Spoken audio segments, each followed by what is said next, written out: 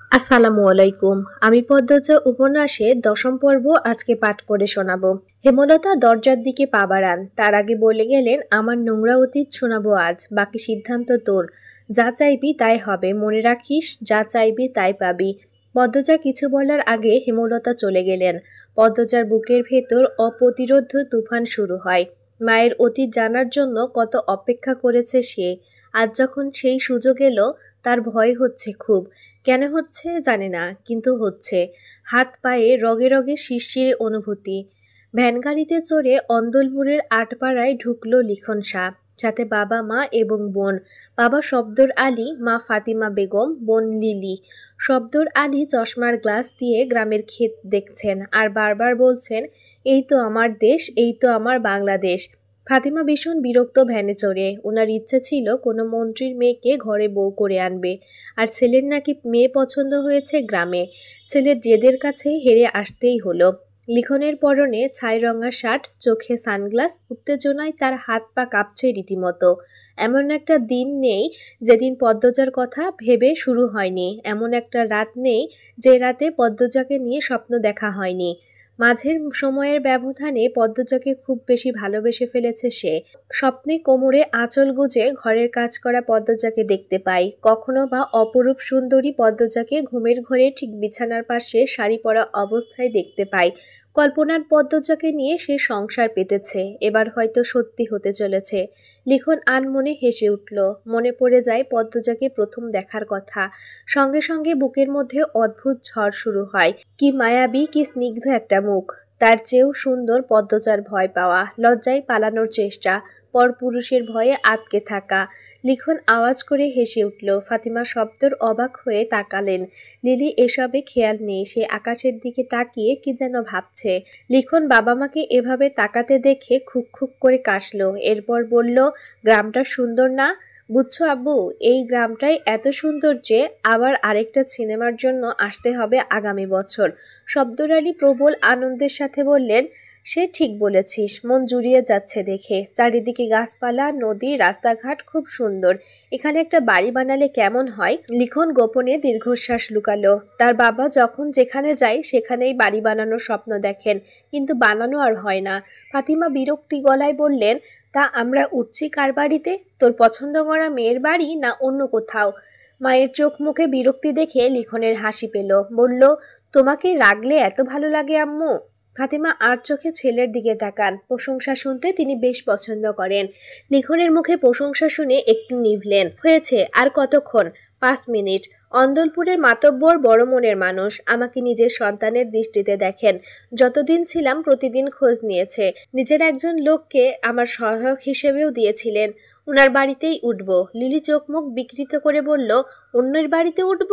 উফ, মারবো ধরে। অন্যের বাড়ি তোর কাছে, আমার কাছে না। মজিদ চাচার বউ ফরিনা চাচি এত ভালো রাঁধেন, আমাকে নিজের হাতে খাইয়ে দিয়েছেন। ওনার একটাই ছেলে, ঢাকায় পড়ছে, ব্যবসা সামলাচ্ছে। তার সাথে সাক্ষাৎ হয়নি, কিন্তু ফরিনা চাচি সারাক্ষণ ছেলে ছেলে করতেন। আমাকে পেয়ে ছেলের সব ভালোবাসা ঢেলে দিয়েছিলেন। তাই ওই বাড়ি আমার কাছে আপন না লাগুক, পর লাগে না। আর বিশাল বাড়ি, ওনারা বিব্রত হবেন না। 3-4 দিনেরই তো ব্যাপার। লিখনের এত বড় বক্তব্যের পাছে কেউ কিছু বলার মতো পেল না। হাওলাদার বাড়ির সামনে এসে ভ্যান থামে। বাড়ির চারপাশ সাজানো দেখে লিখন বেশ অবাক হলো। লিলি চারপাশ দেখতে দেখতে বলল, দাদা ভাই, তুমি বিয়ে করতে এসেছো? এই খবর ওনারা পেয়েছে বোধহয়, তাই তো এত আয়োজন। লিখন লিলির মাথায় গাঁটটা মেরে বলল, বাড়িতে 2টো মেয়ে আছে, তাদের কারো বিয়ে হবে হয়তো। চল। ইটের বড় প্রাচীর চারিদিকে, মাঝে বড় গেট। প্রাচীরের উচ্চতা 15 ফুট আর গেটের উচ্চতা 12 ফুট। গেটের পাশে দাঁড়িয়ে ছিল 2জন লোক। দুজনে লিখনকে চিনে, তাই লিখনকে বাড়ির ভেতরে ঢুকতে দিল। গেট পার হলে খোলা জায়গা, প্রচুর গাছপালা, বেশি সুপারি গাছ এবং তাল গাছ, সবকিছু সুন্দর। 2 মিনিট হাঁটার পর রং করা টিনের একটা বড় ঘর, তার সামনে সিঁড়ি। সিঁড়ির দুপাশে সিমেন্টের তৈরি বসার বেঞ্চি। এই ঘরটাকে গ্রামে আগল ঘর বলা হয়, কেউ কেউ আলগা ঘরও বলে থাকে। অতিথিরা এসে বিশ্রাম করে, রাত্রি যাপন করে। ভেতরে ইট সিমেন্টের তৈরি 2তলা অন্দরমহল। আগল ঘরের বারান্দায় বসেছিলেন মজিদ মাতব্বর, ফরিনা, রিদওয়ান। লিখনকে দূর থেকে আসতে দেখে উনারা অবাক হন। সেই সাথে খুশিও। শহরের 4জন মানুষ হেঁটে আসছে, সর্বাঙ্গনে আধুনিকতার ছোঁয়া, দেখতেও ভালো লাগে। লিখন বারান্দায় পা রাখতেই মজিদ মাতব্বর হেসে বললেন, আজকের দিনটা সত্যিই খুব সুন্দর। লিখন হাসল। ফরিনা এবং মজিদ মাতব্বরকে সালাম করে বলল, এই হচ্ছেন আমার বাবা মা আর বোন, আর আব্বু আম্মু উনি হচ্ছে মজিদ চাচা, আর উনি ফরিনা চাচি, আর ওই যে বড় বড় গোফ দাড়িওয়ালা উনি হচ্ছে রিদওয়ান ভাইয়া, এই বাড়িরই আরেক ছেলে। মজিদ মাতব্বর একজনকে ডেকে বললেন চেয়ার দিয়ে যেতে, আর অন্দরমহলে খবর পাঠাতে মেহমান এসেছে। তৎক্ষণিক চেয়ার ও ঠান্ডা শরবত চলে আসে। পরিচয় পর্ব শেষ হতে লিখন প্রশ্ন করল, বাড়িতে কোনো অনুষ্ঠান চলছে নাকি? সে চলছে, আমার ছেলেটার বিয়ে, একমাত্র ছেলে। লিখন হাসে, চোখ পড়ে আগল ঘরের ডান পাশে। কয়েকটা মেয়ে উকি দিয়ে তাকে দেখছে। লিখন আনমনে হেসে উঠল। কোনো মেয়ে যখন তাকে দেখে খুব তৃপ্তিদায়ক অনুভূতি হয়। নায়ক কি এমনি এমনি হওয়া? শব্দর আলী জিজ্ঞাসা করলেন, তাই নাকি? তাহলে তো সঠিক সময়ে এসে গেছি। আমরাও আমার ছেলের বিয়ের প্রস্তাব নিয়ে এই গ্রামে এসেছি। মজিদ মাতব্বর আগ্রহ নিয়ে জানতে চাইলেন, মেয়েকে? কার মেয়ে? আমাকে বলুন, এক্ষুনি বিয়ে করতে চাইলে এক্ষুনি হবে।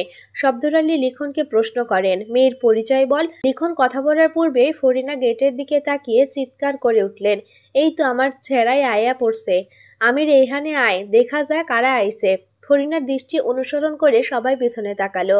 আমির চুল ঠিক করতে করতে এগিয়ে আসছে। হাঁটার গতিতে বোঝা যাচ্ছে বেশ চঞ্চল একটা ছেলে। আমির ঘেমে একাকার। কয়েক ফুটের দূরত্বে থাকা অবস্থায় লিখনকে দেখেই আমির চিনে ফেলেছে। মগার কাছে লিখনের বর্ণনা শুনেছে। এছাড়া লিখন একজন নামকরা অভিনেতা, তার অভিনীত ছায়াছবি সে দেখেছে। আমির হাঁটার গতি কমিয়ে এগিয়ে এলো। হেসে আমিরের সাথে করমর্দন করলো। এরপর বলল, আমি লিখন শাহ। আমির বলল, আমি আমির হাওলাদার। বসুন আপনি। লিখন নিজ স্থানে বসলো। আমির একটু দূরত্ব রেখে দূরে বসলো। মজিদ মাতব্বর আমিরকে লক্ষ্য করে বললেন, কোথায় থাকিস সারাদিন? বলেছিলাম না লিখন শাহ এসেছিল, এই যে উনি। আমির শুষ্ক মুখে বলল, চিনি আমি, উনার অনেক কাজ, ছবি আমার দেখা। শব্দর আলী, ফাতিমা, লিলি, লিখন সবাই হাসলো। কেউ চিনে বলে আনন্দ হবারই কথা। রিদওয়ান আমিরকে বলল, জানিস আমির, লিখন বিয়ে করতে গ্রামে আসছে। আমির কিছু বলল না। ফরিনা চাচি জানতে চাই পাত্রীকে। কইলা না তো। লিখন বুক ভরা ভালোবাসা নিয়ে বলল, পদ্মজা, মোড়ল বাড়ির বড় মেয়ে। লিখনের কথা শুনে মুহূর্তে হাওলাদার বাড়ির সব মানুষের মুখ কালো হয়ে গেছে। আগল ঘরের পাশে দাঁড়িয়ে থাকা মেয়েগুলির কোলাহল থেমে গেল। চারিদিকে স্তব্ধ, শান্ত। লিখন ভ্যাবাচাকা খেয়ে গেল। কি হলো সবার? লিখন বাবা মার সাথে চাওয়াচাওয়ি করলো। মজিদ মাতব্বর শান্ত কণ্ঠে প্রশ্ন করলেন, তার সাথে তোমার বিয়ে হওয়ার কথা ছিল? মজিদ মাতব্বর কথা বলার ধরন পাল্টে যাওয়াতে লিখন আহত হলো। বলল, না, এখন প্রস্তাব দিতে চাই। পদ্মজার সাথেই পরশু আমিরের বিয়ে। লিখন চকিতে চোখ তুলে তাকালো। বুক পোড়ার মতো অসহনীয় যন্ত্রণা কামড়ে ধরে সর্বাঙ্গনে। হাড়ে হাড়ে বরফের ন্যায় ঠান্ডা কিছু ছুটতে থাকে। এক্ষুনি যেন সব রগ ছিঁড়ে রক্ত বেরিয়ে আসবে। ফাতিমা করুণ চোখে লিখনের দিকে তাকান। চোখে চোখ পড়তে লিখন হাসার চেষ্টা করলো। তার দৃষ্টি এলোমেলো। কি বলবে খুঁজে পাচ্ছে না। আমি চেয়ার ছেড়ে উঠে দাঁড়াই। আব্বা আসছি বলে জায়গা ত্যাগ করে। শব্দর আলী মজিদ মাতব্বরকে প্রশ্ন করলেন, মজা করছেন? মজিদ মাতব্বর শব্দর আলীর চোখের দিকে সরাসরি চোখ রেখে জবাব দিলেন, প্রথম পরিচয়ে মজা করার মতো মানুষ আমি নই ভাই সাহেব। লিলি এক হাত লিখনের পিঠের উপর রাখলো, ডাকলো, ভাইয়া। লিখন লিলির হাতটা মুঠোয় নিয়ে ঢোক গিলল। বলল, বিয়ে হবে না তো কি হয়েছে? বলেছি যখন দেখাবই। ভাইয়া, তোর চোখে জল। লিখন দ্রুত হাতের উল্টো পাশ দিয়ে চোখের জল মুছল। পরিবেশ থম মেরে গেছে। কেউ কিছু বলার মতো খুঁজে পাচ্ছে না। লিলি অবাক চোখে তাকিয়ে আছে তার ভাইয়ার দিকে। পদ্মজা নামের মেয়েটাকে নিয়ে কত গল্প শুনেছে সে। মেয়েটা তার বয়সী শুনে লিলি খুব হেসেছিল। তার ভাইয়া এত ছোট মেয়ের প্রেমে পড়েছে। দিনগুলো কত যে সুন্দর ছিল। ম্যাট্রিক পরীক্ষার সময় বারবার খোঁজ নিয়েছে কবে শেষ হবে পরীক্ষা। যেদিন শেষ হলো সেই দিন থেকেই শুটিং শুরু হলো। কথা ছিল 1 সপ্তাহ পর থেকে শুরু হবে। কিছু জরুরি কারণে আগে শুরু হয়ে গেছে, তাই আসতে কয়েকদিন দেরি হলো। মজিদ মাতব্বর স্তব্ধতা কাটিয়ে বললেন, বিয়েটা একটা দুর্ঘটনার জন্য খুব দ্রুত ঠিক হয়েছে। লিখন উৎসুক হয়ে জিজ্ঞাসা করলো, কি দুর্ঘটনা? ফরিনা সন্দিহান গলায় বললেন, তার আগে তুমি কও তো, পদ্মজার লাগে কি তোমার প্রেম ট্রেম আসিল? লিখন ফরিনার প্রশ্নে বিব্রত করলো। ধীর কণ্ঠে জবাব দিল, না, শুধু আমার পক্ষ থেকেই। লিখনের উত্তরে ফরিনা সন্তুষ্ট হলেন। শব্দর আলী কি দুর্ঘটনা ঘটেছিল জানতে চাইলেন। মজিদ মাতব্বর সময় নিয়ে ধীরে ধীরে সব বললেন। সব শুনে লিখন আশার আলো দেখতে পায়। ভাবে এরকম একটা ঘটনা ঘটেছে তাই অন্য কেউ পদ্মজাকে বিয়ে করবে না। এমনটা ভেবেই হয়তো পদ্মজার বিয়ে দেয়া হচ্ছে। সে যদি এক্ষুনি বিয়ে করতে রাজি থাকে তাকে ফিরিয়ে নাও দিতে পারে। আর পদ্মজা কি বিন্দুমাত্র ভালোবাসে না তাকে? বাসে, নিশ্চয়ই বাসে। লিখন নিজেকে নিজে সান্ত্বনা দেয়। শব্দর আলী আফসোস নিয়ে বললেন, কি আর করার, পরিস্থিতি হাতের বাইরে। আপনারা কিন্তু বিয়ে শেষ করে তবেই যাবেন, বললেন মজিদ মাতব্বর। ফাতিমা মতামত জানালেন দৃঢ়ভাবে, না না, আজই চলে যাব। এই গ্রামে আর এক মুহূর্ত না। শব্দর আলী মৃদু করে ধমক দিয়ে বললেন, কি বলছো? কিছুক্ষণ পর সন্ধ্যা, এখন ট্রেন পাবো কোথায়? কাল ভোরে না হয় চলে যাব। রিদওয়ান অনুরোধ করে বলল, বিয়েটা শেষ হওয়া অবধি থেকে যান। দেখুন, মেহমান হয়ে এসেই অপ্রত্যাশিত খবর শুনলেন, এজন্য খারাপ লাগছে, কিন্তু কিছু তো করার নেই। মেয়েটা জলে ভাসবে বিয়েটা না হলে।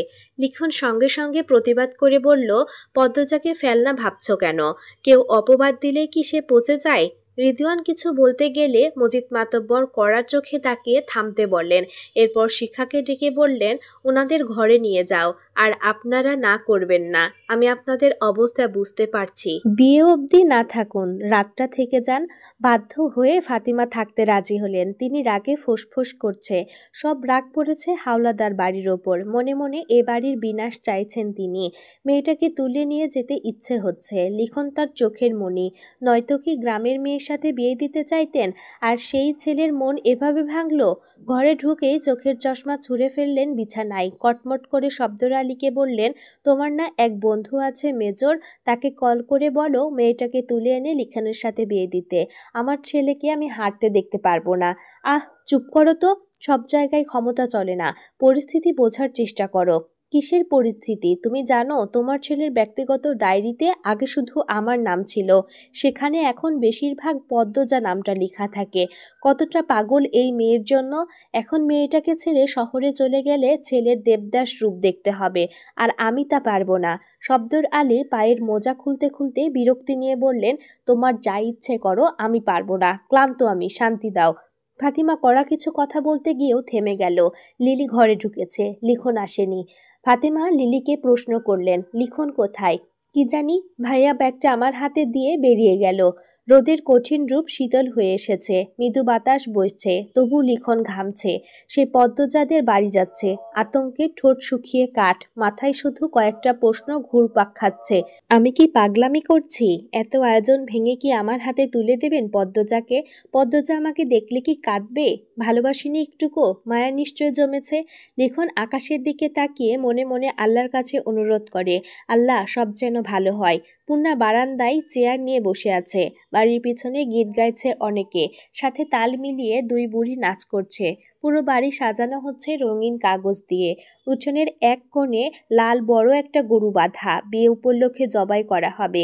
চারিদিকে এত আনন্দ, পূর্ণার মন ছুঁতে পারছে না। প্রথমত, সে মানসিকভাবে বিপর্যস্ত, কিছুতেই স্থির হতে পারছে না। দ্বিতীয়ত, পদ্মজার জন্য লিখন ছাড়া অন্য কাউকে তার পছন্দ হচ্ছে না। সব মিলিয়ে সে বিরক্ত। চোখ ছোট করে বাচ্চাদের খেলা দেখছে। হুট করে চোখে ভাসছে লিখনকে। পূর্ণা দ্রুত চোখ কষলে আবার তাকালো। সত্যিই তাই, খুশিতে আত্মহারা হয়ে পড়েছে সে। হন্তদন্ত হয়ে ছুটে যায় পদ্মজার ঘরে। পদ্মজার কানে কানে গিয়ে বলল, লিখন ভাই আসছে, তুমি পালিয়ে যাবে আপা, এ বিয়ে কিছুতেই করবে না। কথা শেষ করে খুশিতে আবার ছুটে যায় বারান্দায়। এমন দিনে লিখনের উপস্থিতি পদ্মজাকে অপ্রস্তুত করে তোলে। গলা শুকিয়ে দম বন্ধ হওয়ার উপক্রম। লিখন বাড়িতে ঢুকে অবাক হয়ে সব দেখে। কত আয়োজন, কত মানুষ, তার স্বপ্নের রানী পদ্মজার বিয়ে, কিন্তু তার সাথে না। ভাবতেই লিখনের বুক ছ্যাদ করে উঠল। মেয়েরা খুব আগ্রহ নিয়ে সুদর্শন লিখনকে দেখছে। লিখন পূর্ণাকে বারান্দায় রেখে এগিয়ে আসলো। প্রশ্ন করল, কেমন আছো পূর্ণা? পূর্ণা খুশিতে উচ্চ কণ্ঠে জবাব দেয়, ভালো, খুব ভালো। ভাইয়া আপনি? পূর্ণা থেমে গেল। অনেকে তার উচ্চ গলার স্বর শুনে তাকিয়ে আছে, তাই পূর্ণা চুপসে গেল। আস্তে আস্তে বলল, এত দেরিতে আসলেন কেন? আপার তো বিয়ে, আপনি আপাকে নিয়ে পালিয়ে যান। পূর্ণার এহেন কথায় লিখন হাসে। আদুরে কণ্ঠে জানতে চাইল, আন্টি কোথায়? পূর্ণা ঝটপট করে বলল, আপনি আসুন ঘরে, আমি আম্মাকে নিয়ে আসছি। লিখনকে সদর ঘরে বসিয়ে পূর্ণা ছুটে গেল রান্নাঘরে। হেমলতা রান্না করছিলেন, পাশে অনেকে আছে। পূর্ণা ইশারায় বাইরে আসতে বলল। হেমলতা হাত ধুয়ে বেরিয়ে আসেন। পূর্ণা ফিসফিসিয়ে বলে, লিখন ভাই আসছে। কোথায়? বসতে দিয়েছিস? হ্যাঁ দিয়েছি, তুমি আসো। হেমলতা ব্যস্ত পায়ে হেঁটে সদর ঘরে আসেন। এসে দেখেন দুজন বয়স্ক মহিলা অনবরত লিখনকে প্রশ্ন করে যাচ্ছে। সে কই থেকে এসেছে, এ বাড়ির কি হয়, পদ্মজার মতো চোখ কেন, পদ্মজার আসল বাপের ছেলে নাকি, এমন আরও যুক্তিহীন কথাবার্তা। হেমলতা সবাইকে উপেক্ষা করে লিখনকে বললেন, লিখন তুমি আমার সাথে আমার ঘরে আসো। লিখন হাঁপ ছেড়ে বাঁচে, হেমলতার পিছু পিছু চলে যায়। অনেকের নজরে তা আসে। একজন আরেকজনের সাথে আলোচনা করতে থাকে লিখন শাকে নিয়ে। সবাই ভেবে নিয়েছে পদ্মজা যার সন্তান, এই ছেলেও তার সন্তান। এজন্যই সবার মাঝ থেকে তুলে নিয়েছে, নয়তো কথায় কথায় ধরা পড়ে যাবে। লিখনকে মোড়ায় বসতে দিলেন হেমলতা। লিখন কিভাবে কি শুরু করবে বুঝে উঠতে পারছে না। হেমলতা শুরু করলেন, আমি জানি তুমি কি বলবে, তোমার 2টা চিঠি আমি পড়েছি। লিখন চমকে তাকালো, আবার স্বাভাবিক হয়ে গেল। হেমলতা বললেন, দেখো লিখন, পরিস্থিতি আর হাতে নেই। অন্য সময় হলে আমি পদ্মজাকে তোমার হাতে তুলে দিতাম। তুমি নম্র, ভদ্র, বুদ্ধিমান ছেলে, কমতি নেই কিছুতেই, কিন্তু এখন তা সম্ভব নয়। তবু পদ্মজা তোমাকে নিজের মুখে যদি চাই, আমি তাৎক্ষণিকভাবে তোমার হাতে তুলে দেব, কিন্তু সে চাইবে না, কারণ সে তোমাকে ভালোবাসে না। আমার কথাগুলো শুনে কষ্ট পেও না, আমি সরাসরি কথা বলি। পদ্মজার দৃষ্টি অনুভূতি আমার চেনা। সে তোমাকে ভালোবাসেনি কখনো। তোমার মন ভাঙবে ভেবে মায়া হচ্ছে, কষ্ট পাচ্ছে। তুমি বাড়ি ফিরে যাও। কষ্ট হবে ভেবেই বলেছি, ফিরে যাও। লিখন কয়েক সেকেন্ড চুপ থাকে, চোখের দৃষ্টি রাখা মাটিতে। বলল, আন্টি, মেয়ের ভালোবাসা দেখেছেন, অন্যের সন্তানটা দেখবেন না? অন্যের অনেক সন্তানই আমার মেয়েকে ভালোবাসে, সবার কথা ভাবা কি সম্ভব? হেমলতার কথায় ভীষণ আহত হন লিখন। তার মনে হচ্ছে সে কঠিন পাথরের সাথে কথা বলছে। 2 চোখ জ্বলছে ভীষণ, এক্ষুনি কান্নারা ঠেলে ঠুলে বেরিয়ে আসবে। ছেলে হয়ে কাঁদা ভীষণ লজ্জার ব্যাপার। লিখন নিজেকে সামলানোর চেষ্টা করল। হেমলতা কঠিন স্বরে বললেন, তুমি পদ্মজার রূপের প্রেমে পড়েছ লিখন। লিখন সঙ্গে সঙ্গে চোখ তুলে তাকায়, বলে, আন্টি ক্ষমা করবেন, কিছু কথা বলি। পৃথিবীতে যে কয়টা সফল প্রেমের গল্প আছে তার মধ্যে 99% সৌন্দর্যের টান দিয়ে শুরু হয়, এরপর আস্তে আস্তে ভালোবাসা গভীর হয়। মানুষটাকে নিয়ে ভাবতে গিয়ে, মানুষটাকে নিয়ে স্বপ্ন দেখতে গিয়ে ভালোবাসা আকাশ ছুঁয়ে ফেলে। সময়ের ব্যবধানে সে মানুষটা শিরা উপশিরায় বিরাজ করা শুরু করে। তখন তার অন্যান্য গুণ চোখে ভাসে, ভালোবাসা আরও বাড়ে। কারো কারো তো দোষও ভালো লেগে যায়। তখন অবস্থা এরকম হয় যে রূপ নষ্ট হয়ে গেলেও মানুষটাকে আমার চাই। এজন্যই বুড়ো বয়সেও কুঁচকে যাওয়া মানুষটাকে ভালোবাসতে ইচ্ছে করে। অথচ শুরু হয় সৌন্দর্য দিয়ে। আন্টি, আমি পদ্মজার রূপে মুগ্ধ হয়েছিলাম, এটা সত্যি, কিন্তু গত কয়েক মাসে সারাক্ষণ পদ্মজাকে নিয়ে ভাবতে গিয়ে আমি সত্যি সত্যি পদ্মজাকে ভালোবেসে ফেলেছি। পদ্মজার রূপ আগুনে ঝলসে গেলেও এমন করেই বাসবো। প্লিজ আন্টি, কথাগুলো শুটিংয়ের ডায়লগ ভেবে উড়িয়ে দিবেন না। বাস্তব জীবনে মুখস্থ ডায়লগ আমি আওড়াই না। লিখনের কণ্ঠ গম্ভীর, কিন্তু চোখে জল ছলছল করছে। হেমলতা স্তব্ধ হয়ে যান, কি জবাব দিবেন? ভালোবাসার বিরুদ্ধে কোনো শক্তি কাজে লাগে না। আদৌ কি ভালোবাসার বিরুদ্ধে যুদ্ধ করা যায়? তিনি সময় নেন, এরপর বললেন, আমার পদ্মজা তোমার কাছে খুব ভালো থাকতো লিখন, কিন্তু কিছু সমস্যা সমাজে আছে যার মুখোমুখি আমি হয়েছি। জেনে শুনে আমার মেয়েকে সেসবের মুখোমুখি কি করে হতে দেই? লিখন হাত জোর করে বলল, প্লিজ আন্টি। হেমলতা একদৃষ্টে লিখনের দিকে তাকিয়ে আছে। তিনি সিদ্ধান্তহীনতায় ভুগছেন। এমন তো কখনো হয় না। পদ্মজার জন্মের পর সিদ্ধান্তহীনতায় তিনি কখনো ভুগেনি। যে কোনো একটাই বেছে নিয়েছেন, আর তাতেই মঙ্গল হয়েছে। এবার কেন এমন হচ্ছে? কেন তিনি নিজের অবস্থান থেকে সরে যাচ্ছেন? পদ্মজার জীবন নিয়ে তিনি যেন মাঝ নদীতে ভেসে আছেন। চারিদিকে স্রোত, মাঝি নেই, বৈঠা নেই। আমির না লিখন, কার কাছে ভালো থাকবে পদ্মজা? হেমলতার শরীর ভীষণ খারাপ লাগছে। তিনি দুর্বল কণ্ঠে বললেন, এত বুঝো যখন নিজেকেও সামলাতে পারবে, বাড়ি ফিরে যাও। আন্টি, আমার বেঁচে থাকতে কষ্ট হবে। পদ্মজার সাথে যা হয়েছে তবুও সে বেঁচে আছে, আর তুমি এইটুকু মানিয়ে নিতে পারবে না? লিখন আর কথা খুঁজে পেল না, আহত মন নিয়ে উঠে দাঁড়ালো। হেমলতা দাঁড়াতে বললেন, ভীষণ ক্লান্ত লাগছে। তবু হেঁটে এগিয়ে আসেন, লিখনের সামনে এসে দাঁড়ান। বললেন, নিজেকে শক্ত রাখো, অনেক দূর চলা বাকি। কারোর জন্য কারো জীবন থেমে থাকে না, ভাগ্যে যা থাকে তাই হয়। সব যেহেতু আয়োজন হয়ে গেছে আর ভেবে লাভ নেই। তবে কবুল বলার আগেও যদি পদ্মজা বলে তার তোমাকেই চাই, আমি সব ভেঙে চুরে পদ্মজাকে নিয়ে ছুটে যাব তোমার বাড়ি। আমি আমার মেয়েটাকে ভীষণ ভালোবাসি বাবা। এই মেয়েটার সুখের জন্য আমি স্বার্থপর হয়েছি। অন্যের সন্তানের কষ্ট চোখে ভেসেও ভাসছে না, আমাকে ক্ষমা করে দিও। হেমলতার চোখে জলের ভিড়। লিখন ভীষণ অবাক হয়ে দেখে এই কঠিন মানুষটাকে। হেমলতা নিজের দুর্বলতা, নিজের কান্না কেন দেখালো লিখনকে? লিখন জবাব খুঁজে পেল না। এটুকু শুধু বুঝতে পারল, হেমলতার কাছে জীবন মানে পদ্মজা। লিখন ভাঙা গলায় আসি বলে চলে গেল। হেমলতা সব কাজ ভুলে গুটিসুটি মেরে বিছানায় শুয়ে পড়েন। চোখ বেয়ে দুফোঁটা জল বেরিয়ে আসে। মনের শক্তি কমে গেছে, দুর্বল হয়ে পড়েছেন তিনি। নিজের উপর বিশ্বাস, আস্থা পাচ্ছেন না, সিদ্ধান্ত নেওয়ার ক্ষমতা খুঁজে পাচ্ছেন না। বারান্দার গ্রিলে হাত রেখে আকাশের দিকে তাকিয়ে আছে পদ্মজা। তার পরনে শাড়ি রয়ে গেছে।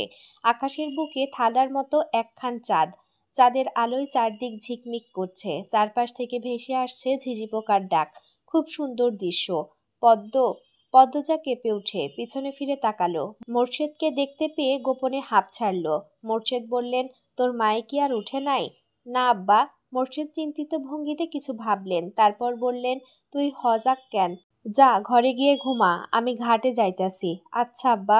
মোর্শেদে যাওয়ার পানে পদ্মজা তাকিয়ে রইল। সে কি যেন ভাবছে, কিন্তু কি ভাবছে ধরতে পারছে না। কুকুরের ঘেউ ঘেউ ডাকে উদাসীনতা কেটে গেল।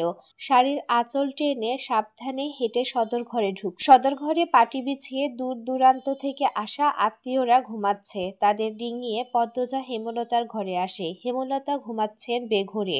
শুনেছিল লিখন শাকে নিয়ে তার মা নিজ ঘরে এসেছিলেন। এরপর কি হলো কে জানে। সন্ধ্যার পর পূর্ণা গিয়ে জানালো আম্মা ঘুমাচ্ছে। হেমলতা কখনো সন্ধ্যার সময় ঘুমান না, তাই পদ্মজা ঘোমটা টেনে হেমলতার ঘরে ছুটে আসেন। হেমলতাকে এত শান্তিতে ঘুমাতে কখনো দেখেনি পদ্মজা, তাই আর ডাকেনি। কেউ ডাকতে আসলে তাড়িয়ে দিয়েছে। ঘুমাচ্ছে যখন ঘুমাক। এখন মধ্যরাত। পদ্মজা হেমলতার মুখের সামনে মাটিতে বসে আছে। এক দৃষ্টিতে তাকিয়ে থাকে মায়ের দিকে। গলা কাঁপছে তার। শ্বশুরবাড়ি কিভাবে থাকবে সে? মাকে ছাড়া 2 দিন থাকতে গিয়ে এত বড় ঝড় বয়ে গেল, আর এখন সারা জীবনের জন্য মায়ের ছায়া ছেড়ে দিতে হবে। এই মুখটা না দেখলে তার দিন কাটে না। এই মানুষটার আদরের শাসন ছাড়া দিন সম্পূর্ণ হয় না। পদ্মজা বিছানায় মাথা ঠুকে ফুঁপিয়ে উঠল। অস্পষ্ট করে ডাকলো, আম্মা। সঙ্গে সঙ্গে হেমলতা চোখ খুললেন। পদ্মজা খেয়াল করল না। সে কাঁদতে কাঁদতে চাপা স্বরে বলছে, তোমাকে ছাড়া কেমনে থাকবো আম্মা? বিয়ে করাটা কি খুব দরকার ছিল? ছিল। পদ্মজা চমকে উঠে মাথা তুলল। গলার স্বর আগের অবস্থানে রেখে বলল, কেন আম্মা? সব জানতে নেই মা। পদ্মজা মাথা নত করে নাক টানে। হেমলতা বললেন, বিয়ে হতেই হবে। বর বদল হলে সমস্যা নেই। তোর কি আর কাউকে পছন্দ?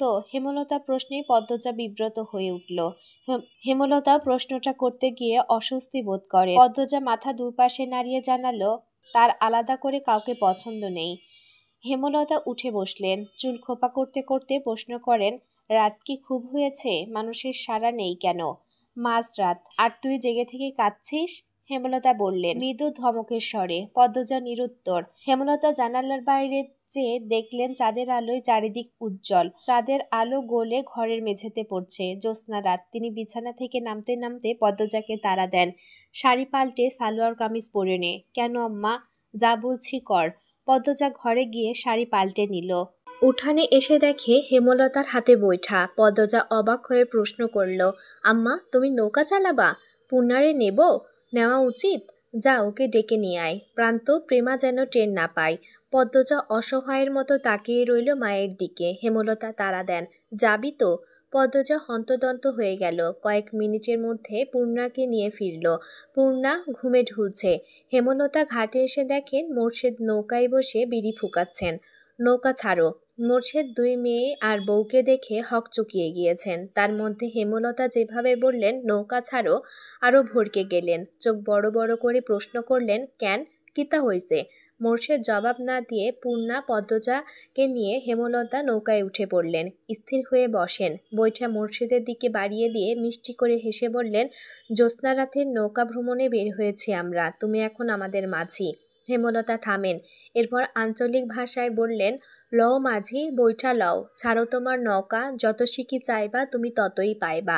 একসাথে 4টা দুঃখী মানুষ হেসে উঠে। মোর্শেদ বৈঠা হাতে নিয়ে নৌকা ছাড়েন। হুট করে যেন অনুভব করছে যুবককালের রক্ত শরীরে টগবগ করছে। এই তো তার সংসার, এই তো তার আনন্দ।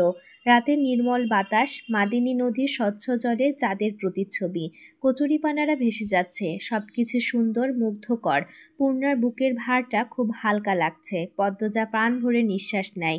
রগে রগে শান্তি ঢুকে পড়ে। আল্লাহ তাআলা যেন প্রকৃতির সৌন্দর্যে যে কোনো দুঃখী মানুষকেও সুখী অনুভব করানোর মন্ত্র ঢেলে দিয়েছেন। মোর্শেদ নাকি গো? হিন্দুপাড়া থেকে কেউ একজন চেঁচিয়ে ডাকল। মোর্শেদ এক হাত তুলে জবাব দিলেন, হ দাদা আমি। রাতের বেলা যাইতাছ কই? মেয়ে বউলিয়া জ্যোৎস্না পোহাইতে বের হয়েছি দাদা। তোমাদেরই দিন মিয়া। মোর্শেদ আর কিছু বললেন না, হাসলেন। ওপাশ থেকেও আর কোনো কথা শোনা গেল না। নৌকা আটপাড়া ছেড়ে হাওরে ঢুকে পড়েছে। শা শা করে বাতাস বইছে, গায়ের কাপড় উড়ছে। হেমলতা 2 মেয়ের মাঝে এসে বসলেন। তিনি চাদর নিয়ে এসেছিলেন। 2 মেয়েকে 2 হাতে জড়িয়ে ধরে চাদর দিয়ে ঢেকে দিলেন। বাতাসে চাদর উড়ে আরো আওয়াজ তুলছে। চাঁদটাও একদম মাথার উপর, তাদের সাথে সাথে ঘুরছে। মোর্শেদ মনের সুখে গান ধরেছেন, লোকে বলে বলে রে, ঘরবাড়ি ভালা নাই আমার, কি ঘর বানাইমু আমি শূন্যেরও মাঝার, ভালা কইরা ঘর বানাইয়া কয়দিন থাকুম আর, আমি কয়দিন থাকুম আর, আয়না দিয়া চাইহা দেখি, আয়না দিয়া চাইয়া দেখি, পাকনা চুল আমার, লোকে বলে ও বলে রে, ঘরবাড়ি ভালা নাই আমার। পাকনা চুল আমার বলাতেই পূর্ণা ফিক করে হেসে ফেলল। পদ্মজাকে ফিসফিসিয়ে বলল, আব্বা বোধহয় এখনো জোয়ান থাকতে চায়। পদ্মজা হেসে চাপা স্বরে বলে, চুপ থাক, আব্বা কি সুন্দর গান গায়। মোর্শেদ গেয়ে যাচ্ছেন, এই ভাবিয়ায় হাসন রাজা, হায়রে ঘর দুয়ারে না বাঁধে, কোথায় নিয়া রাখবো আল্লাই, কোথায় নিয়া রাখবো আল্লাই, তাই ভাবিয়া কান্দে, লোকে বলে ও বলে রে, ঘরবাড়ি ভালা নাই আমার। জানতো যদি হাসন রাজা, হায়রে বাঁচবো কয়দিন, বানাইতো দালান কোঠা করিয়া রঙিন, লোকে বলে ও বলে রে, ঘরবাড়ি ভালা নাই আমার। মোর্শেদ থামেন। 3 মা মেয়ে একসাথে হাতে তালি দিল। হাতের তালিতে চারপাশ মুখরিত হয়ে উঠল। এত সুন্দর সময়, এত সুন্দর রাত বারবার ফিরে আসুক। মোর্শেদ হাঁ করে তাকিয়ে থাকেন সামনে থাকা 3টা মানুষের দিকে।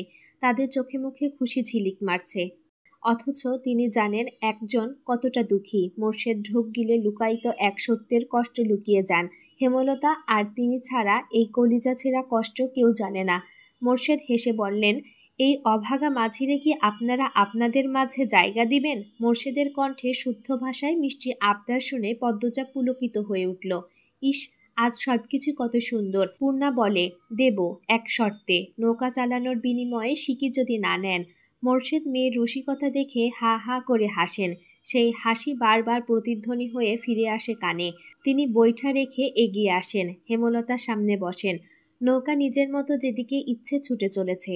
মোর্শেদ হেমলতাকে বললেন, 2টা সেরির খালি তুমি ধইরা রাখবা, ছাড়ো তো এইবার, আয় রে, তোরা আমার কাছে আয়সা বয়।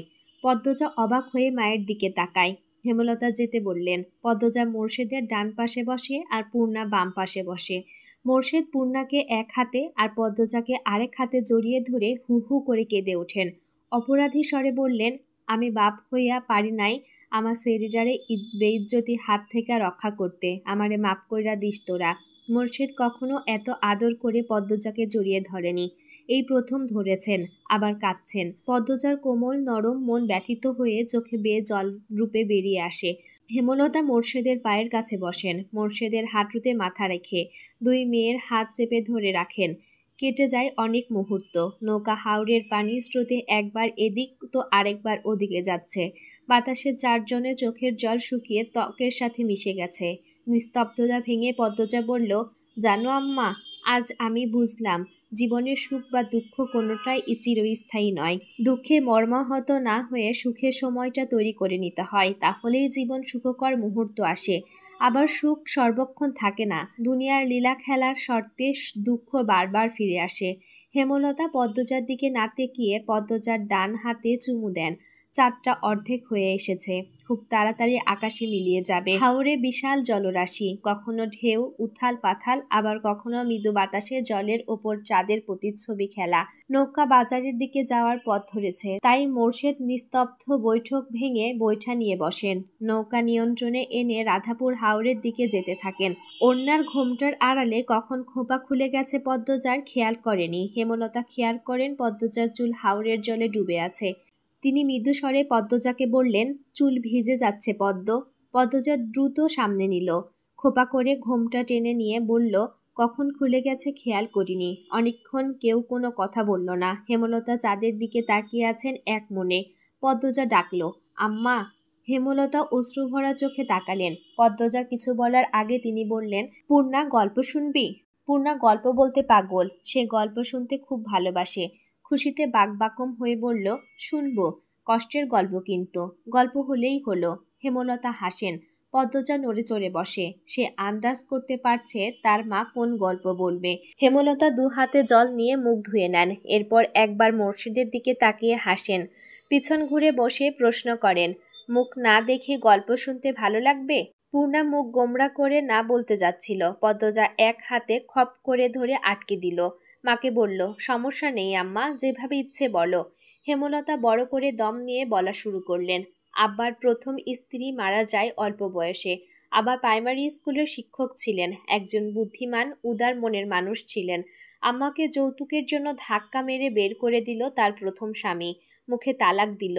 বাপের সংসারে এসে সমাজের তোপে পড়তে হয় আম্মাকে। আব্বার উদার মন অবলা অসহায় আম্মাকে বিয়ে করার সিদ্ধান্ত নেন। তিনি আমার নানার কাছে প্রস্তাব রাখেন। নানা সন্ধানে রাজি হয়ে যান। রাজি হবেই বা না কেন? স্বামীর বাড়ি থেকে বের করে দেওয়া বিবাহিত নারীকে কেই বা বিয়ে করতে চায়? আম্মা আব্বার বিয়ের বছর দেড়েক হতেই হানি আপার আগমন, তার 2 বছরের মাথায় আমার আগমন ঘটে। সেদিন নিশ্চয়ই গাছে গাছে ফুল ফুটেছে। পদ্মজা বলল পুলকিত হয়ে। হেমলতা মোল্লান হাসলেন, বললেন, শুনেছি আমার গায়ের রং দেখে আম্মার নাক কুঁচকেছিলেন। আমার বয়স যখন 3 মাস, আম্মার আগের স্বামী আম্মাকে ফিরিয়ে নিতে চান। আব্বার তখন আর্থিক সমস্যা বেশি ছিল, দিনে দুবেলা খাওয়া সম্ভব ছিল না। বিপদে পাশে থাকা আমার আব্বাকে ছেড়ে 2 বছরের এক মেয়ে আর 3 মাসের এক মেয়েকে ছেড়ে স্বার্থপর মা পালিয়ে গেল প্রথম স্বামীর কাছে। আব্বা ছোট ছোট 2 মেয়েকে নিয়ে মাঝ নদীতে পড়েন, কিন্তু আল্লাহ সহায় ছিলেন। আব্বার ফুপু চলে আসেন আমাদের কাছে। আপা আর আমার দায়িত্ব নেন। হুট করে আব্বার আর্থিক অবস্থা উন্নত হতে থাকে, গৃহস্থিতিতে রহমত ঝরে পড়ে। 5 বছর পর আম্মা ফিরে আসেন, বিধ্বস্ত অবস্থা। ফর্সা মুখ মারের চোটে দাগে দাগে বিশ্রী হয়ে গেছে। শুধু একা আসেনি, 2 বছরের এক ছেলেকে নিয়ে ফিরলেন। তখন আমাদের কুঁড়ে ঘরের বদলে বিশাল বাড়ি হয়েছে। আব্বা প্রথমে মানেননি। আম্মা আব্বার পায়ে পড়ে কাঁদেন, ক্ষমা চান। আব্বা আবার আগের ভুল করেন, মেনে নেন আম্মাকে। আম্মার ছেলের নাম বিনোদ ছিল, আব্বা নতুন নাম দেন হানিফ। আম্মা আমাকে সহ্য করতে পারতেন না, আব্বার চোখের মণি ছিলাম। আব্বার আড়ালে আম্মার দ্বারা নির্যাতিত হতে থাকি। 6 বছর হতেই স্কুলে ভর্তি করিয়ে দেন আব্বা। হানিয়াপা তখন স্কুলে পড়ে। আমি থামলে কেন আম্মা? বলল পদ্মজা অধৈর্য হয়ে। হেমলতা ভুরু কুঁচকিয়ে বললেন, আর বলতে ইচ্ছে হচ্ছে না আম্মার ব্যাপারে। আম্মা অনুতপ্ত এখন, আফসোস করেন, কাঁদেন, বলতে ভালো লাগছে না। শীতল বাতাসে সবার শরীর কাটা দিচ্ছে। চাঁদটা ছোট হয়ে গেছে অনেক। মোর্শেদ এক ধ্যানে বৈঠা নিয়ে জল ঠেলে দিচ্ছেন দূরে, নৌকা নিয়ে এগিয়ে যাচ্ছেন সামনে। হেমলতা আবার বলতে শুরু করেন, ম্যাট্রিক দেবার পর আম্মা পড়াতে চাচ্ছিল না। আব্বার জন্য ঢাকার কলেজে পড়ার সুযোগ পাই। হোস্টেলে উঠি, আব্বা নিয়মিত টাকা পাঠাতেন। জানিস পদ্ম, কলেজে আমি সবার ছোট ছিলাম। সবাই হাঁ করে তাকিয়ে থাকতো। সবসময় সুতি কাপড় পরে বেনি বেঁধে রাখতাম। কারো সাথে মিশতাম না, ভয় পেতাম খুব, ভীষণ ভীতু ছিলাম। রিমঝিম নামে খ্রিস্টান এক মেয়ের সাথে বন্ধুত্ব হয়। মেয়েটা এত সুন্দর দেখতে, ঠিক পদ্মজার মতো সুন্দর। চোখের মণি ছিল ঘোলা। তার নাকি শ্যামলা মানুষ ভালো লাগে, তাই নিজে যেচে আমার সাথে বন্ধুত্ব করে। কয়েকদিনের ব্যবধানে আমরা খুব ঘনিষ্ঠ হয়ে পড়ি। ইংলিশে যাকে বলে বেস্ট ফ্রেন্ড। রিমঝিমের সাথে মাঝে মাঝে ওর বড় ভাই আসতো, নাম ছিল যিশু। যিশু একদম রিমঝিমের আরেক রূপ। চোখ ধাঁধানো সৌন্দর্য ছিল 2 ভাই বোনের। যিশু ভাইয়া বলে ডাকতাম তাকে। যিশু ভাইয়া মজা করে বলতেন, ধর্ম এক হলে হেমলতাকেই বিয়ে করতাম। পূর্ণা, পদ্মজা, খারাপ লাগছে শুনতে? না আম্মা, এক স্বরে বলল দুজন। পদ্মজা বলল, পরে কি হয়েছে আম্মা? তখন অন্দরপুর থেকে 2 সপ্তাহ লাগতো রাজধানীতে চিঠি পৌঁছাতে। কলেজ ছুটির পথে হানিয়াপার চিঠি পাই। পাশে রিমঝিম ছিল। যিশু ভাইয়া সবেমাত্র এসেছেন রিমঝিমকে নিয়ে যেতে। চিঠি পড়ে জানতে পারি আব্বা হাওড়ে গিয়েছিলেন মাছ ধরতে। আব্বার পাশের নৌকায় সুজন নামে এক ছেলে ছিল। আব্বার নৌকায় চেয়ে কয়েক হাত দূরে। তখন ভারী বর্ষণ হচ্ছিল, বজ্রপাত হচ্ছিল একটার পর একটা বজ্রপাত সুজনের উপরে পড়ে, সঙ্গে সঙ্গে সুজন ঝলসে যায়। আব্বা ছিটকে পড়েন জলে। দূর থেকে একদল জেলে ঘটনাটি দেখতে পায়। তারা আব্বাকে তুলে নিয়ে যায় বাড়িতে। এরপর থেকে আব্বা কানে শুনতে পায় না, ঠিক করে হাঁটতে পারে না, মস্তিষ্ক অচল হয়ে পড়ে। এই খবর শোনার পর হাউমাউ করে কান্না শুরু করি। যিশু ভাই সব শুনে আমার কান্না দেখে বললেন, বিকেলের ট্রেনে অন্দরপুর নিয়ে যাবেন। আমি তখনও কান্না করছিলাম। একবার শুধু অন্দরপুর যেতে চাই, আব্বাকে দেখতে চাই। যদিও জানতাম অনেকদিন হয়ে গেছে এই দুর্ঘটনার। আটপাড়া পৌঁছাতে পৌঁছাতে অনেক রাত হয়ে যায়। বাড়ি এসে দেখি সদর ঘরের দরজায় তালা মারা। কেউ নেই বাড়িতে, মুরগি আর গরু ছাগল ছাড়া। বারান্দার ঘরে দরজা ছিল না, ঘরও বলা যায় না, শুধু একটা চৌকি ছিল।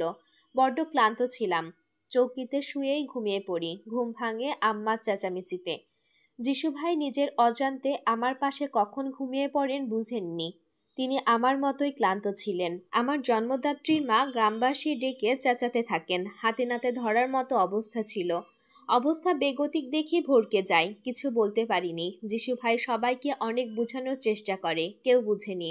তখন নিয়ম খুব কঠিন ছিল। যিশু ভাই খ্রিস্টান শুনে সবাই আরো ক্ষেপে যায়। আব্বার সামনে আমাদের দুজনের মাথা ন্যাড়া করে দিল গ্রামবাসী। কোমর সমান চুল ছিল আমার। মাথার ন্যাড়া করতে গিয়ে মাথার চামড়া ছিঁড়ে ফেলে, রক্ত আসে গল গল করে। আমার তখন হুঁশ আসে, আমাকে বাঁচাতে আসে, পারিনি। গায়ের রং কালো, তার উপর রক্তাক্ত ন্যাড়া মাথা, কি যে বিশ্রী রূপ হয়েছিল। আমি আমার একমাত্র ভরসা আব্বাকে চিৎকার করে ডেকে কেঁদেছিলাম। আব্বা শোনেননি, আমার দিকে হাঁ করে শুধু তাকিয়েছিলেন। যিশু ভাইয়াকে অনেক মারধর করে। সেদিন রাতেই আহত যিশু ভাইয়াকে ছুঁড়ে ফেলে আসে নদীর পাড়ে। গরুর ঘরে গোবরের ওপর বেঁধে রাখে আমাকে। দূর দূরান্তের মানুষ দেখতে আসে। আমি তখন নিঃশ্বাসে নিঃশ্বাসে নিজের মৃত্যু কামনা করছি। একবার বাঁধন ছাড়া হলে আত্মহত্যা করব ভাবি। হাত বাঁধা ছিল, দাঁত দিয়ে নিজের হাঁটুতে বোকার মতো কামড় দিতে থাকি একটার পর একটা, যাতে মরে যাই। যে দেখতে আসতো সেই বিশ্রী গালি দিয়ে যেত, কেউ কেউ লাথি দিয়ে যেত। রাধাপুরের হারুন রশিদ আছেন না, ওনার আব্বা তখন অন্দরপুরের মাতব্বর ছিলেন। ওনার গোয়াল ঘরে বন্দি ছিলাম। 2 দিন পর আমাকে ছাড়া পেয়ে ইচ্ছে হচ্ছিল গলায় কলসি বেঁধে ছুটে গিয়ে নদীতে ঝাঁপ দেই, কিন্তু পারিনি। শরীরে একটু শক্তি ছিল না। দৌড়ে পালাতে গিয়ে হুমড়ি খেয়ে পড়ি গোয়াল ঘরের বাইরে। ধারালো কিছু একটা ছিল মাটিতে। মাটিতে পড়তেই হাতের বাহু ছিঁড়ে গল গল করে রক্তের ধারা নামে। এই যে আমার বাহুর দাগটা, এটাই সেদিন হয়েছিল। হেমলতা মেয়েদের দাগটা দেখানোর জন্য ঘুরে তাকান। দেখেন তার 2 মেয়ে মুখে হাত চেপে কাঁদছে। হেমলতা হাসার চেষ্টা করে বললেন, তোরা মরা কান্না শুরু করেছিস কেন? হেমলতার কথা শেষ হতেই ঘূর্ণিঝড়ের মতো 2 মেয়ে ছুটে আসে তার দিকে। নৌকা দুলে উঠে। হেমলতা চমকে গিয়ে দ্রুত নৌকা ধরেন, চিৎকার করে ওঠেন, আরে কথা শেষ করতে পারিনি। তার পূর্বেই বুকে ঝাঁপিয়ে পড়ে 2 মেয়ে। জড়িয়ে ধরে আম্মা আম্মা বলে কাঁদতে থাকে। 2 মেয়ে এত শক্ত করে জড়িয়ে ধরেছে যে হেমলতার মনে হচ্ছে এক্ষুনি দম বন্ধ হয়ে যাবে। থামার কোনো লক্ষণ নেই। হেমলতা দুজনের পিঠে হাত বুলিয়ে সান্ত্বনা দেন। কিছুতেই কিছু হয় না, তারা কেঁদে চলেছে। হেমলতা মোর্শেদের উদ্দেশ্যে বলে, নৌকা ঘুরাও, এদের আর কিছু বলবো না, আর ঘুরবও না। পদ্মজা ঠোঁট কামড়ে কান্না আটকে বলল, আর কাঁদবো না পূর্ণা, আর কাঁদিস না, কিন্তু তোমাকে জড়িয়ে রাখবো। হেমলতা পদ্মজার মাথায় চুমু দিয়ে বললেন, আমাদের এক ঘরে করে দেওয়া হলো। বাজারে ভেষজ উপায়ে আব্বার চিকিৎসা চলছিল, সেটা বন্ধ হয়ে গেল। কেউ আমার পরিবারের মুখ দেখতে চায় না। বলা হয়নি সেদিন রাতে আব্বা আম্মা হানিফ মামার বাড়ি ছিল। মামার বাড়ির পাশের বাড়িতে ডাক্তার ছিল একজন, আব্বাকে দেখতে গিয়েছিল। হানিয়াপার বিয়ে দেওয়ার জন্য আব্বা উঠে পড়ে লাগে। তখন হিমেল আম্মার পেটে 7 মাস চলে। আমার ওপর আম্মার মার প্রতিদিন চলতেই থাকে। আমার জন্য পরিবারের এত ক্ষতি হলো। হানিফ স্কুলে যেতে পারে না, সবাই দূর দূর করে। হানিয়াপার বিয়ে হয় না, আব্বার চিকিৎসা হয় না, বিপদে আপদে কেউ পাশে আসে না। এদিকে হিমেল আসার সময় ঘনিয়ে আসছে, কোনো দাত্রী আসেনি। আম্মা এক যুদ্ধ করে হিমেলকে জন্ম দিল। সব মিলিয়ে যুদ্ধটা নরক হয়ে ওঠে আমার। বছর দুয়েকের মধ্যে আব্বা কিছুটা সুস্থ হয় আল্লাহর রহমতে। হাঁটাচলা করতে পারেন, আগের মতো কিছু না বুঝলেও মোটামুটি বুঝতেন। হানিয়াপার বিয়ে ঠিক হলো। বনেদি ঘর থেকে প্রস্তাব আসে, শর্ত 5 বিঘা জমি দিতে হবে। আমাদের জমি ছিল 5.5 বিঘা। আম্মা 5 বিঘা জমি দিয়ে হানিয়াপার বিয়ে দিলেন। সবকিছু স্বাভাবিক হয়, যদিও মাঝে মাঝে অনেকে কথা শুনিয়েছে। এক সময় আমার বিয়ের প্রস্তাব আসে, তোদের আব্বার সাথে আমার বিয়ে হয়। বিয়ের কয়েক মাসের মধ্যে জানতে পারি তাদের আব্বার দ্বিতীয় স্ত্রী আমি। শেষ কথাটা হেমলতা মোর্শেদের দিকে তাকিয়ে বললেন। মোর্শেদ চোখের দৃষ্টি সরিয়ে নত হন। পূর্ণা খুব অবাক হয়ে মোর্শেদের দিকে তাকালো। হেমলতা পূর্ণাকে নিজের দিকে ফিরিয়ে নিলেন। আব্বাকে ভুল বুঝিস না মা, ভালোবাসার ওপর কিছু নেই। ভালোবেসে লুকিয়ে বিয়ে করেছিল, কিন্তু আমাকে জানতে দেয়নি। একসময় বিরক্ত হয়ে অনেক মারধর করে। ভীষণ বদমেজাজি আর জেদি ছিল তোদের আব্বা। জোর করে তোদের দাদা বিয়ে করিয়েছিলেন, তাই রাগ মেটাতো আমার ওপর। আচ্ছা বাদ দে সেসব কথা। 1971 সালে মুক্তিযুদ্ধ শুরু হয়। যান বাঁচানোর তাগিদে মানুষ পালাতে থাকে। অন্দলপুরে পাকিস্তানি ক্যাম্প তৈরি হয়। শহর থেকে এক দল আসে যারা যুদ্ধ করতে চায়, তাদের যুদ্ধের জন্য প্রস্তুত করতে। তোদের আব্বা তার প্রথম স্ত্রীর কাছে বেশি থাকতো, আর তোর 2 চাচা যুদ্ধে চলে যায়। আমি একা ছিলাম খালি বাড়িতে, চারিদিকে অত্যাচার জুলুম। ইচ্ছে করে দেশের জন্য কিছু করতে। মনে সাহস নিয়ে স্কুলের প্রধান শিক্ষকের সাথে যোগাযোগ করি। তিনি কমান্ডার আব্দুল কালামের সাথে যোগাযোগ করায় দেন। প্রধান শিক্ষক গোপনে গ্রামের যুবক যুবতীদের অনুপ্রেরণা দিতেন যুদ্ধের জন্য। এ খবর একসময় পাকিস্তানিরা পেয়ে গেল। তিনি শহীদ হলেন। ট্রেনিংয়ে জয়েন করি, হয়ে উঠি একজন মুক্তিযোদ্ধা। প্রথম অপারেশনে আমরা সফল হয়ে অন্দরপুরের ক্যাম্প উড়িয়ে দেই। এরপর চলে যাই আরেক এলাকায়। হাতে রাইফেল নিয়ে পরবর্তী অপারেশনে নামি। তখন ধরা পড়ে যায় পাকিস্তানিদের হাতে। বন্দি করে কারাগারে। স্বচক্ষে দেখি ধর্ষণ, শারীরিক অত্যাচার। কি বর্বরতা তাদের! রড দিয়ে পিটিয়েছে, পিঠের দাগগুলো এখনো আছে। আরো কয়েকদিন থাকলে হয়তো আমিও ধর্ষণ হতাম। তার আগেই আব্দুল কালামের বুদ্ধির কাছে হেরে গেল তারা। ফেরার আগে চোখ বন্ধ করে এক নিঃশ্বাসে দুজনকে ছুরি দিয়ে মৃত্যুর দুয়ারে পাঠিয়ে আসি। দেশ স্বাধীন হয়। চারিদিকে স্বাধীনতার উল্লাস। হাসপাতালে তখন আমি ভর্তি। আরও অনেকে ছিল। সেই হাসপাতালেই ভর্তি ছিল যিশু। সেও একজন মুক্তিযোদ্ধা। রিমঝিমের সাথে ফের দেখা হলো। 1 মাস লাগলো সুস্থ হতে। ফেরার সময় আসে রিমঝিম আর যিশু ভাইয়া। পথে বারবার করে বলি, তোমাদের মতো দেখতে যেন আমার একটা মেয়ে হয়। অন্দলপুরের বাজারে নামিয়ে দিয়ে ওরা আর আসেনি। ফের যদি গ্রামের লোক দেখে ফেলে, কিন্তু আশঙ্কা ঠিকই হলো।